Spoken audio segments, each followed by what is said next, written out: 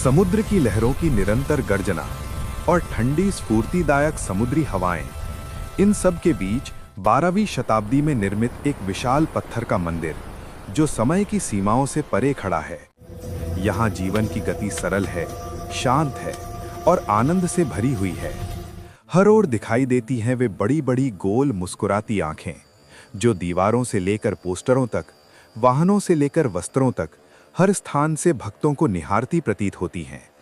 ये दृश्य किसी साधारण नगर का नहीं, ये है जगन्नाथपुरी, भारत के सबसे प्रसिद्ध तीर्थ स्थलों में से एक, ओडिशा की पावन भूमि पर स्थित, कोलकाता से लगभग 300 मील दक्षिण में। भारत की आध्यात्मिक परंपरा में 4 दिशाएं, 4 पवित्र धामों से पवित्र मानी जाती हैं।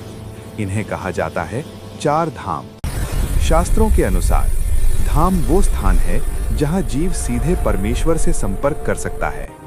उत्तर में बद्रीनाथ, दक्षिण में रामेश्वरम, पश्चिम में द्वारका और पूर्व में जगन्नाथपुरी।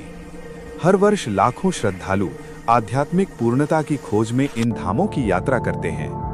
मान्यता है कि भगवान विष्णु बद्रीनाथ में ध्यान करते हैं, द्वारका में राज करते हैं, रामेश्वरम में विश्राम करते हैं और श्री क्षेत्र नीलाचल जगन्नाथपुरी में भोजन स्वीकार करते हैं। गौड़ीय वैष्णव परंपरा में ये विश्वास विशेष रूप से प्रचलित है कि जगन्नाथ महाप्रसाद का श्रद्धा भाव से सेवन भक्त को कृष्ण प्रेम की ओर अग्रसर कर देता है। गौड़ीय वैष्णवों के लिए 3 धाम अत्यंत महत्वपूर्ण माने जाते हैं: नवद्वीप, पुरी और वृंदावन। नवद्वीप, जहां हरि नाम संकीर्तन हृदय को शुद्ध करता है और आत्मा को जागृत करता है। पुरी, जहां विरह की भावना कृष्ण से मिलन की तीव्र तड़प बन जाती है।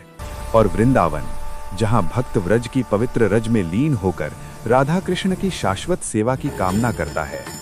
इन तीनों धामों का संबंध गहरा है और रहस्यमय भी। जगन्नाथपुरी द्वारका और कुरुक्षेत्र के ऐश्वर्य का प्रतीक है, जहां वैभव है पर वृंदावन की सहज मधुरता नहीं। कुरुक्षेत्र में श्रीमती राधा रानी ने श्री कृष्ण के दर्शन तो किए, पर यह मिलन अधूरा था, क्योंकि ये कृष्ण अब व्रज के सरल ग्वाले नहीं थे, बल्कि ऐश्वर्य से घिरे एक राजपुरुष थे।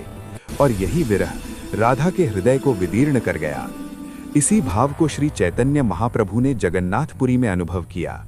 जगन्नाथ स्वामी के दर्शन प्रियतम के समीप तो लाए, पर वृंदावन के रस से वंचित कर गए। इस पीड़ा को शांत करने के लिए महाप्रभु प्रतिदिन तोता गोपीनाथ मंदिर जाते थे। पुष्पों और वृक्षों से घिरे उस शांत उपवन में उन्हें वृंदावन के गोपीनाथ के दर्शन होते थे, मधुर, आत्मीय और प्रेमपूर्ण।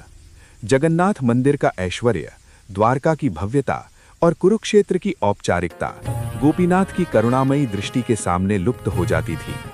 आज भी जगन्नाथपुरी और नवद्वीप साधकों के लिए भजन और साधना की प्रमुख भूमि है।